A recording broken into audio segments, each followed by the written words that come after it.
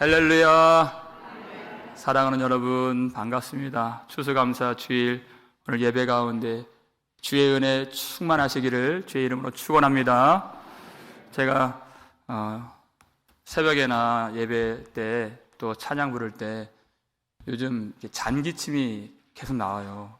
그래서 참 이게 불편하다 이런 생각이 드는데 하루는 이제 자기 직전에 기침이 나와서 했더니만 옆에서 제 아내가 대뜸 하는 말이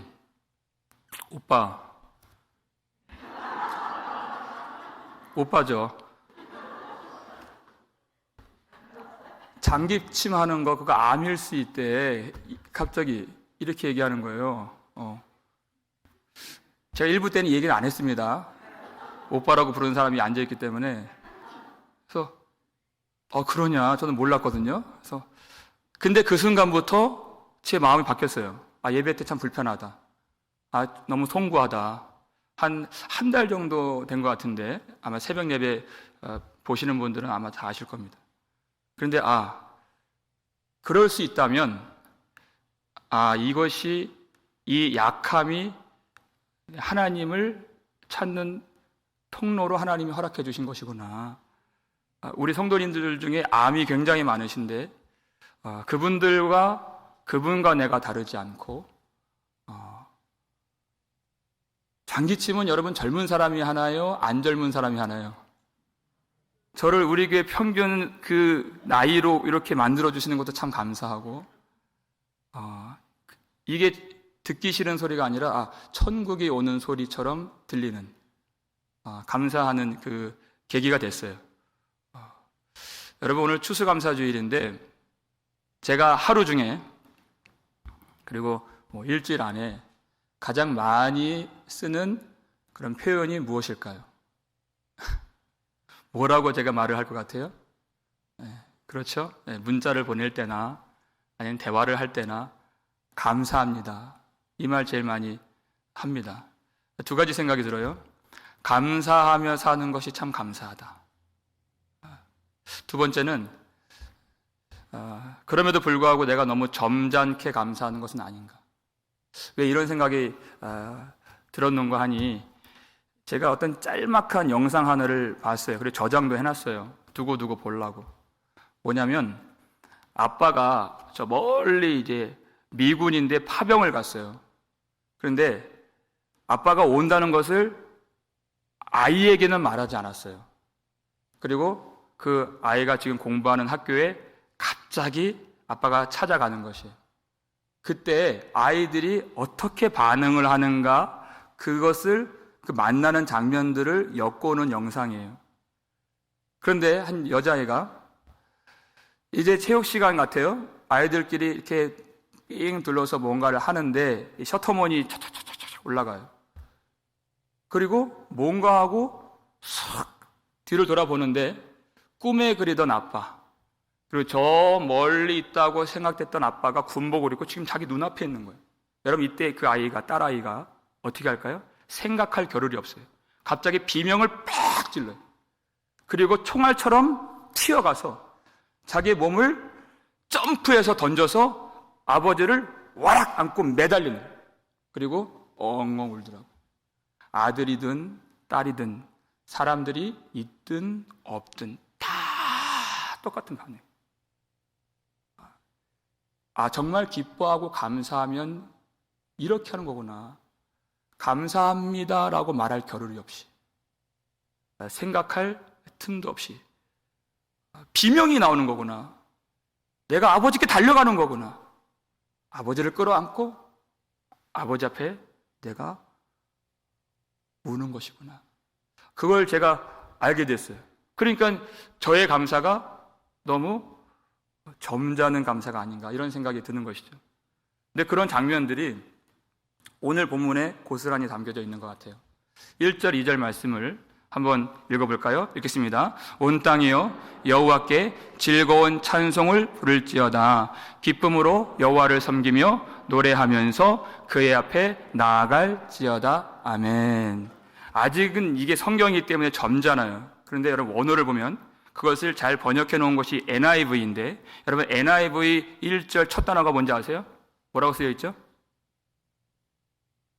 NIV 갖고 계신 분? 첫 단어? shout 이렇게 되어 있어요. 네. shout for joy to the Lord 이렇게 되어 있어요. 외치는 거죠. 네. 여러분 이 느낌이, 이 그림이 이렇게 격조 있고 곡조 있는 그런 찬양을 부르는 그런 느낌이 아니라 저항할 수 없고 막을 수 없는 이 격발되는 기쁨으로 환호성을 지르는 것이에요. 그리고 기쁨으로 여호와 하나님 앞으로 진군하고 달려가는 그 모습. 이것이 바로 하나님의 백성들이 하나님 앞에서 감사하며 예배를 드리는 모습이다.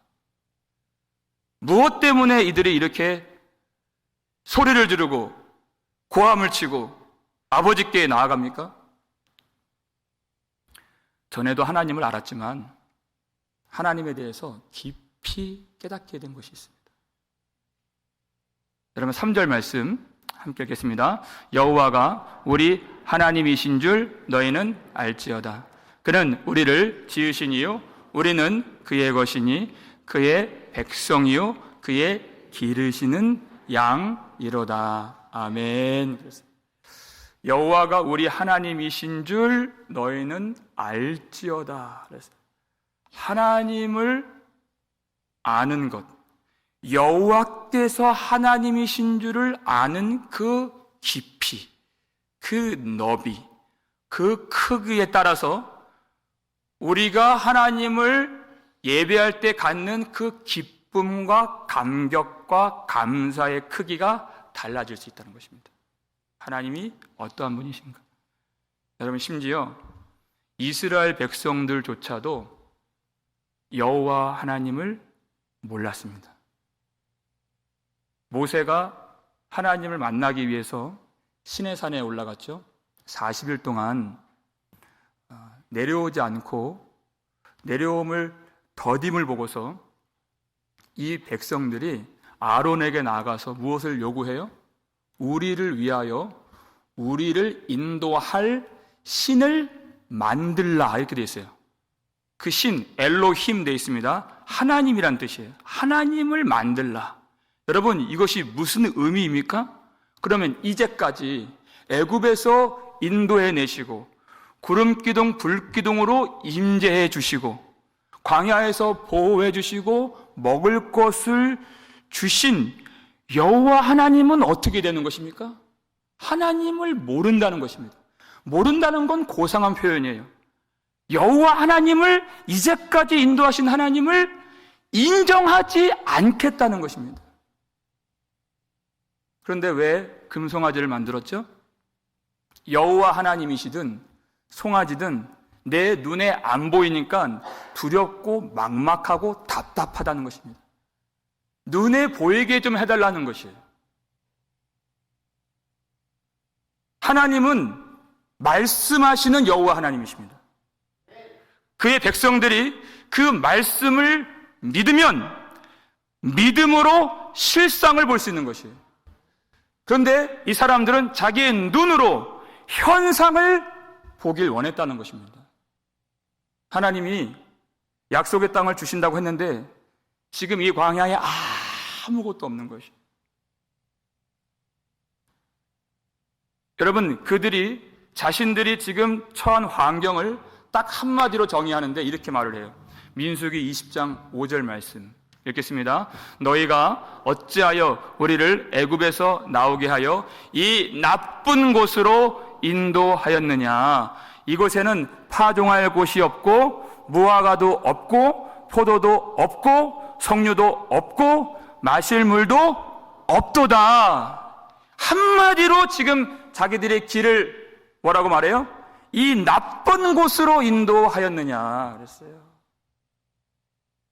ESV 버전 보면 to this evil place 그랬어요. 이 사악한 곳으로 우리를 인도하였느냐. 여기는 파종할 땅도 없고 무화과도 없고 포도도 없고 석류도 없고 마실 물이 없다는 것이에요. 아무것도 없다. 여러분, 하나님이 이 백성들 약속의 땅으로 인도해 주시기 위해서 어떠한 희생을 감내하셨습니까?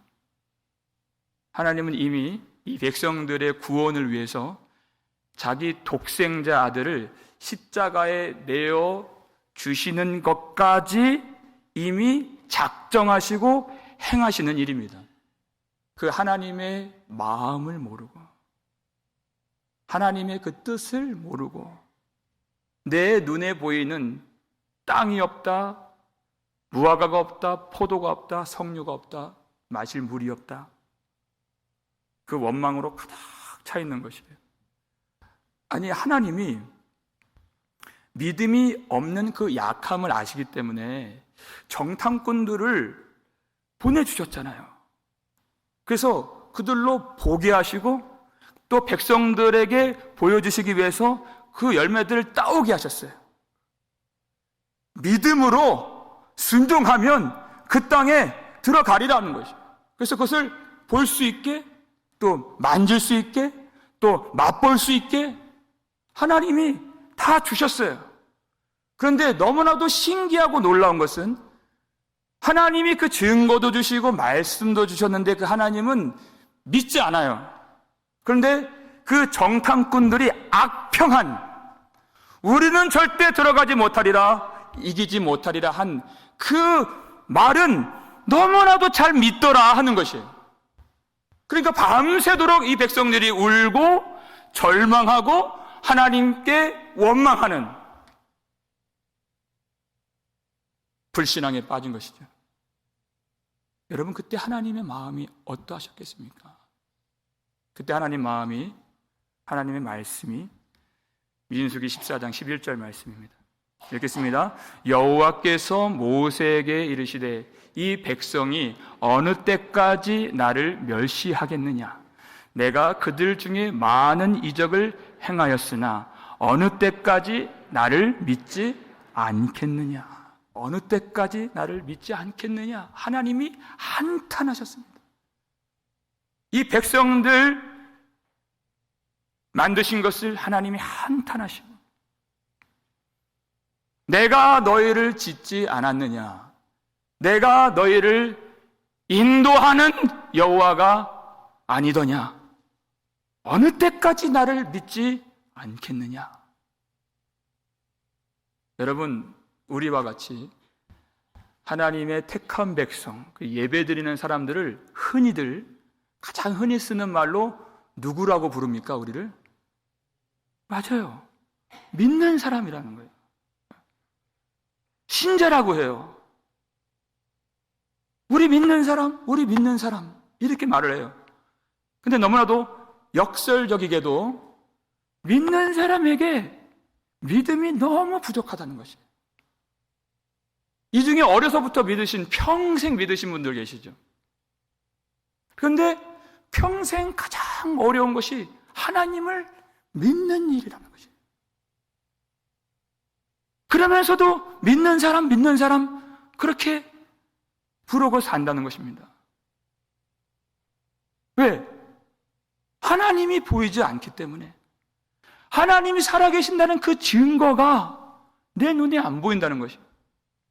나는 당장 물질이 없고, 내게는 건강이 없고, 내 살 길은 막막하고, 내 일 중에 잘 되는 일은 없어 보이는 그런 상황 속에서 나의 믿음이 무너지고 의심이 들어가고 두려움이 생기고 원망에 사로잡히는 그 자리에 하나님을 향한 감사는 들어갈 자리가 없는 것입니다. 그래서 하나님께서 이 백성들에게 오직 하나님의 은혜가 무엇인가를 깊이 생각하고 기억하고 감사하고 예배 드릴 수 있는 절기를 명하셨습니다. 추수하는 때에 유대인들의 달력 7번째 달에 15일이 되면 그들이 어떤 절기를 지키도록 명하셨죠? 유대인 3대 절기 중에 그 내용이 가장 긴 바로 초막절이죠. 수장절 이렇게도 부르죠. 장막절 같은 것입니다. 이때 하나님이 무엇을 하라 그래요? 일주일 동안 지킬 것이고 화제를 드릴 것이고 성회로 모일 것이고 예물을 드릴 것이고 장막에 거주하라. 하라예요. 근데 그 가운데에서 유독 하지 말라 하신 명령이 있습니다. 무엇을 하지 말아야 될까요? 레위기 23장 35, 36절 읽겠습니다. 너희는 아무 노동도 하지 말지며 너희는 어떤 노동도 하지 말지니라. 아무 일도 하지 말아라. 아무 일도 하지 말고 사람이 무언가를 생산해내는 그 일을 중단하고 하나님 백성의 일은 하나님의 은혜를 생각하고 기억하고 예배하는 것이다. 예배 외에 아무 일도 하지 말라는 것입니다. 그 감사를 일 삼으라는 것입니다. 하나님께서 이 가을에 소출을 주시고 구원의 은총을 주신 것은 깊이 생각하면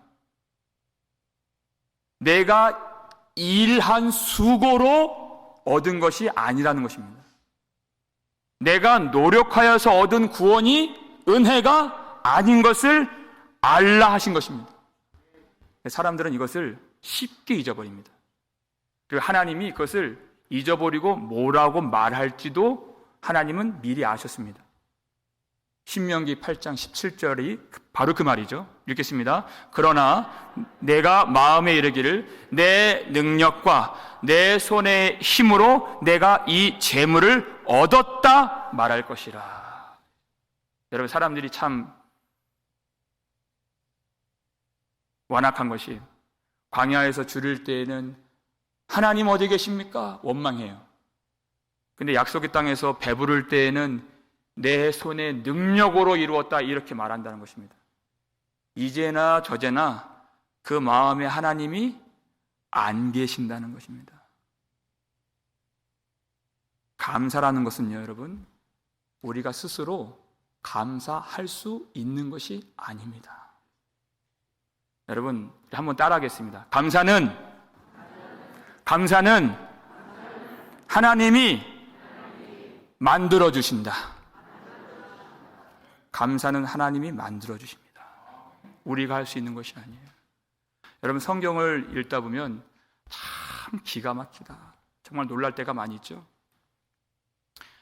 그렇게 원망하거나 아니면 자기 자랑하거나 믿음 없는 이 백성들 감사의 절기 지키라 하실 때 하나님이 이 추수의 절기 가장 첫머리에 어떤 날을 딱 지키라고 명하셨는지 여러분 기억나세요? 장막절, 초막절, 수장절 바로 직전에 지켜야 될 그 절기가 하나 있어요. 레위기 23장 27절 읽겠습니다. 일곱째 달 열흘날은 속죄일이니 너희는 성회를 열고 스스로 괴롭게 하며 여호와께 화제를 드리고 아멘. 그랬어요. 이 추수의 절기, 감사와 기쁨과 안식이 넘치는 그 절기 시작점에서 하나님이 대속죄일을 명하셨다는 것입니다. 온 백성들이 회개하는 날을 먼저 주시고 먼저 슬퍼하게 하시고 괴롭게 하시고 그 다음에 기쁨이 오도록 하셨다는 것이에요. 여러분, 이 수장절에 누가 감사할 수 있을까요? 소출이 많으면 감사할 수 있을까요? 내가 재배할 밭이 많고 땅이 많으면 감사할 수 있을까요? 1년 내내 내가 무탈하게 사고당하지 않고 건강하게 지낼 수 있다면 그 사람이 감사할까요? 내가 돈 많이 벌면 그 사람 감사할까요? 다 틀렸다는 것이에요. 대속죄일에 어려우면 하나님이 어디 계시냐고 원망하고 일 잘 되면 내 손의 힘으로 능력으로 이루었다 자랑하는 그런 자신을 부인하고 자기 자신을 버림에 있어서 괴롭게 하고 회개하는 그 백성들만이 이 수장절에 참으로 하나님의 은혜를 기뻐하고 감사할 수 있게 된다는 것입니다. 여러분, 자기 스스로 괴롭게 하고 그랬어요. 자기를 버리는 것이 얼마나 괴로운 일입니까?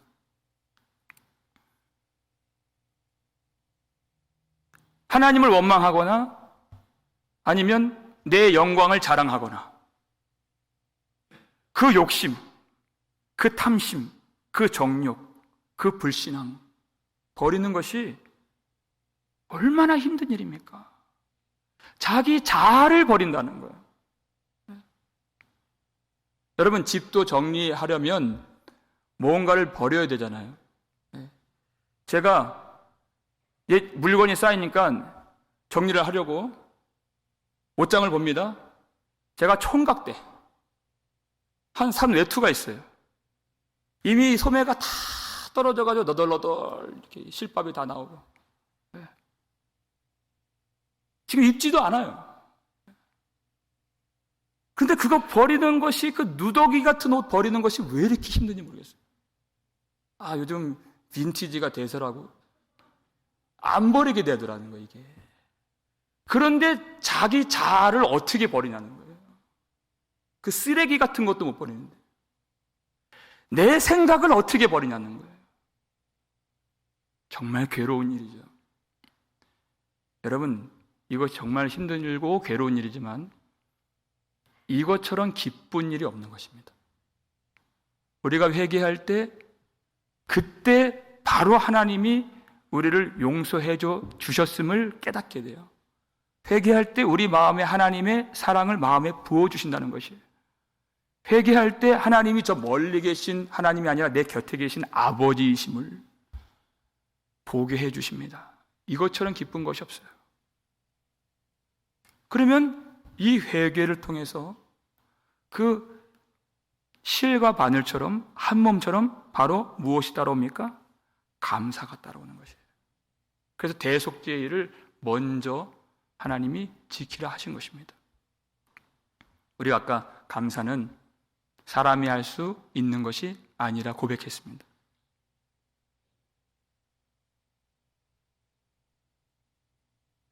회개를 통해서 감사할 수 있는데 바로 그 말은 우리의 힘으로 회개를 할 수 없다는 그 말과 동일한 고백이었다는 것입니다. 어떻게 버립니까? 자기 자신을. 하나님이 요나에게 니느웨로 가서 외치라, 말씀을 전하라 그리하셨죠. 근데 요나가 이스라엘 백성들이 하나님을 멸시하고 그 말씀대로 순종하지 않았던 것처럼 그 길로 가지 않고 정반대로 지금의 스페인 다시스로 가려고 요빠에서 배를 탔습니다. 그것이 요나의 계획이었습니다. 만약 요나가 하나님의 백성이 아니었다면 요나는 평안하게 배를 타고 다시스로 도착했을 것입니다. 그런데 문제죠. 요나가 하나님의 백성이었다는 것입니다. 하나님이 그를 지으셨고 요나는 하나님이 기르시는 양이었습니다. 그래서 그냥 가도록 하지 아니하시고 하나님이 어떻게 하셨습니까? 큰 풍랑을 보내셔서 그 바다 전체를 출렁이게 하시고 그 배가 거의 깨질 지경이 될 정도로 만들어 버리신 것입니다. 요나의 계획이 다 틀어졌습니다. 그 흉흉한 바다 가운데 그 컴컴한 그 죽음의 바닷속으로 그가 빠지게 되는 것은 그의 계획 속에 없었던 일이었습니다. 그러나 하나님이 뜻하신 일이었죠. 하나님이 그때 큰 물고기를 예비하셨는데 여러분, 물고기에게 삼킨 바 되어서 그 뱃속에 들어간 그 경험이라는 것이 어떤 경험일까요? 정말 죽음과 같은 그 경험이라는 것입니다. 예수님은 십자가에서 죽임당하시고 무덤에 계신 그 사흘을 요나가 뱃속에 있는 그 3일 동안 그 기간이라고 설명하실 정도로 그건 죽음과 같은 수올의 뱃속에 있는 그런 경험이라고 고백을 하는 것입니다. 그때 요나가 무엇을 했습니까? 여호와 하나님께 부르짖어 기도했습니다. 내 몸이 자유할 때에는 자기 마음대로 욥바에서 뱃상 내고 다시스로 가는 배를 탔어요. 여호와의 낯을, 여호와의 얼굴을 피하여서 도망가기 바빴다고 성경이 기록하고 있습니다. 그런데 그 죽음과 같은 그 스올의 뱃속에서 요나는 여호와께 간절히 기도해요. 기도를 한다는 것은 자기를 버리겠다는 것입니다. 그리고 하나님을 찾겠다는 것입니다. 그때 그가 뭐라고 기도하게 됩니까? 요나서 2장 4절 보시면 읽겠습니다. 내가 말하기를 내가 주의 목전에서 쫓겨났을지라도 다시 주의 성전을 바라보겠다 하였나이다. 아멘. 그의 모든 소원이 다 바뀌게 된 것이었어요. 내가 주의 목전에서 쫓겨났을지라도 그랬어요. 가장 두려운 것은 니느웨였고 그 십자가의 길 순종하는 것, 주의 명령 따라 사는 삶, 그것이 두려웠어요. 그래서 그 여호와의 낯을 피하고 싶어서 도망갔던 것입니다. 그런데 그것이 두려운 것이 아니라 이제는 여호와의 그 목전에서 쫓겨나게 되는 것, 하나님의 얼굴빛을 내가 더 이상 받지 못하게 된다는 것, 그것만이 오로지 두려운 일이 된다는 것을 그가 알게 되었어요. 그러니까 그의 소원이 무엇입니까? 주여, 내가 다시 주의 성전을 바라보겠나이다. 주님, 나에게 생명을 주시고 나에게 기회를 주시고 나에게 다시 호흡을 주신다면 내가 주의 성전에 다시 들어가서 주의 말씀을 받고 주의 말씀을 전하고 주의 명령 따라서 주의 영광 안에, 그 성전 안에 살아가는 그런 인생이 되기를 간절히 소원합니다.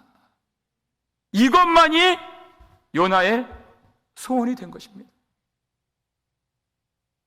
하나님의 낯을 피하고 도망갔던 것은 너무나도 어리석은 그런 일이었습니다. 다시 주의 성전 밟을 수 있도록, 들어갈 수 있도록, 여호와의 목전에 설 수 있도록 허락하여 주옵소서. 여러분, 우리가 하나님의 은혜 아래 산다는 것이 어떨 때는 너무나도 익숙하죠. 그리고 마땅한 것처럼 여기고 너무나도 그것이 익숙한 나머지 피하고 싶을 때가야 또 있는 것입니다. 어떤 분들을 보면 그런 생각이 들 때도 있어요. 그렇게 생각하시는 것 같아요. 어떻게 하면 최소한의 예배를 드리고 구원을 받을 수 있을까? 교회를 가장 적게 오고 어떻게 구원받을 수 있을까? 그렇게 사시는 듯 보일 때도 있어요. 우리가 다 그렇죠. 그러나 그것이 얼마나 무모하고 어리석은 일인가?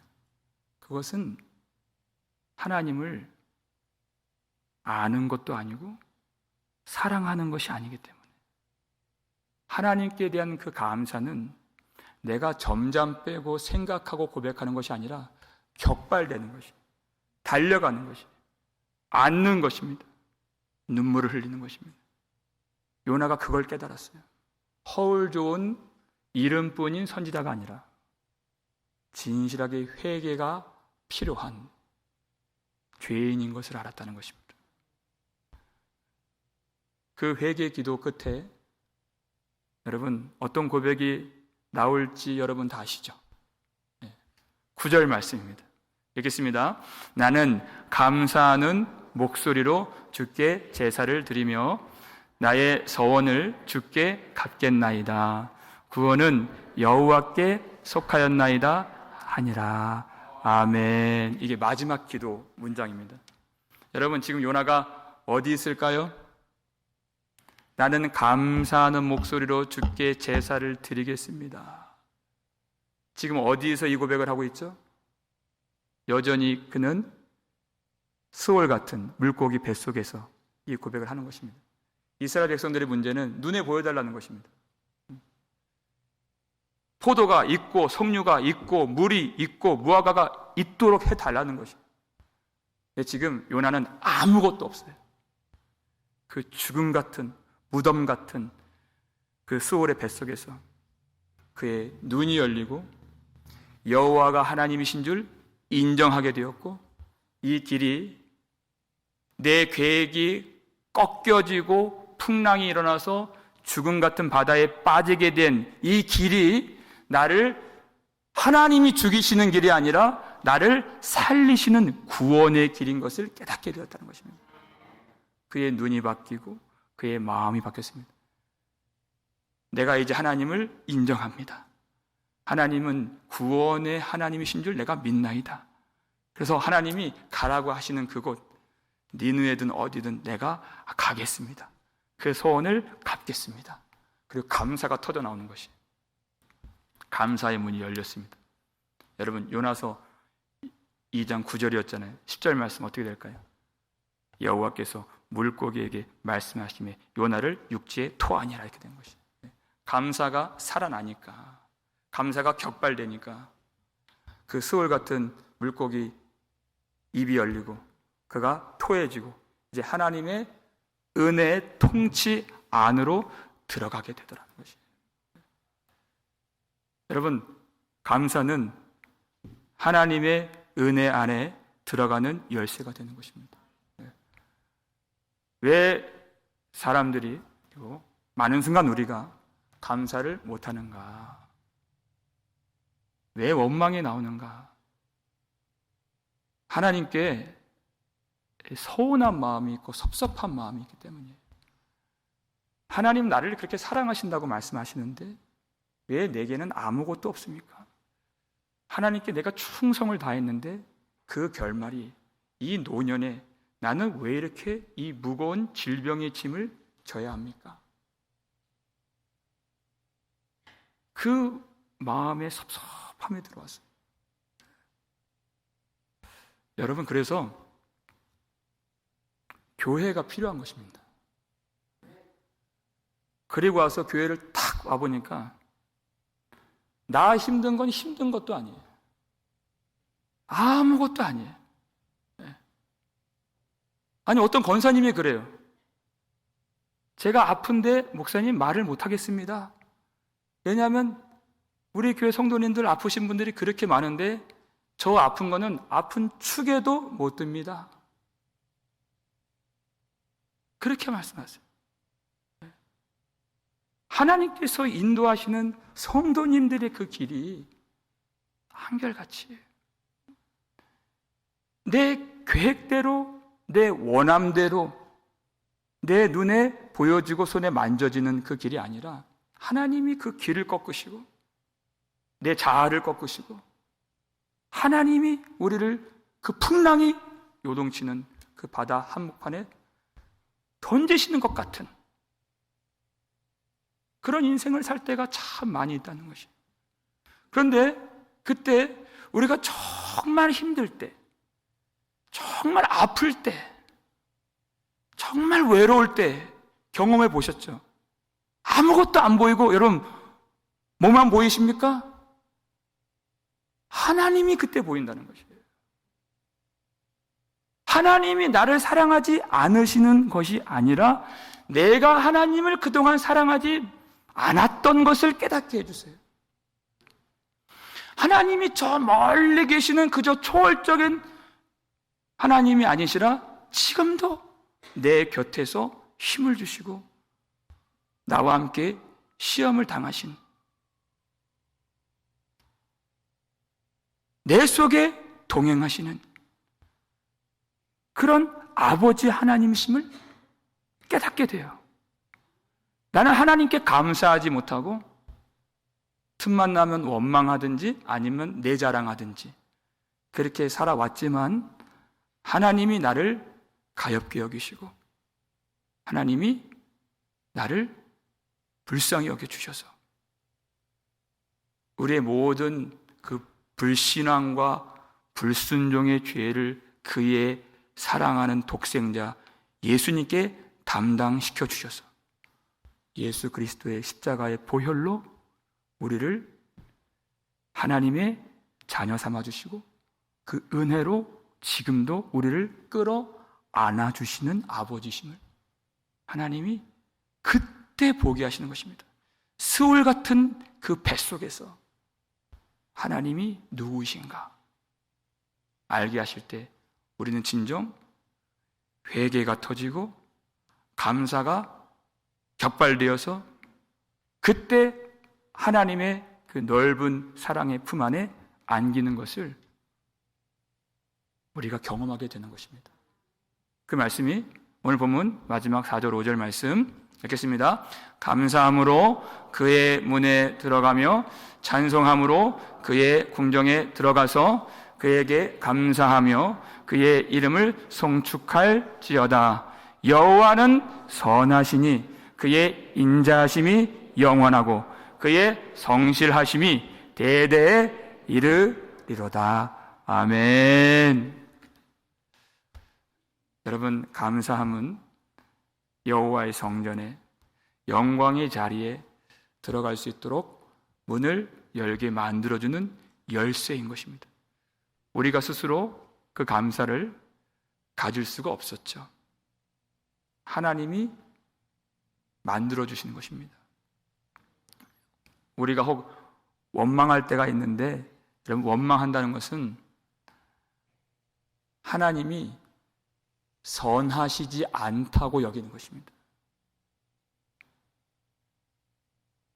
그래서 이 사악한 곳으로 인도하였느냐 그렇게 말했던 것과 같은 것입니다. 그래서 여러분, 이 원망에서 이 불신앙에서 벗어나는 길은 오로지 한 가지, 회개밖에 없습니다. 여러분, 회개하면 무엇을 알게 됩니까? 하나님이 선하시지 않으신 분이 아니시라 내가 선하지 않았던 것을 알게 돼요. 하나님이 불의하시다 한 것이 아니라 내가 불의했다는 것을 회개를 통해서 깨닫게 된 것입니다. 그렇게 불의한 나를 하나님이 불쌍히 여겨주셔서 그의 아들의 피로 말미암아 그 넓은 사랑으로 용서해 주시고 하나님의 선하신 곳으로 인도해 주시고 그 신실하신 사랑으로 한순간도 놓지 아니하시고 우리를 이끌어 주시는 그 아버지이심을 우리가 그 회개를 통해서 알게 되면 여러분, 그 선하신 하나님, 인자가 많으신 아버지의 품에 달려가서 와락 안기실 수 있는 이 시간 되기를 주의 이름으로 축원합니다.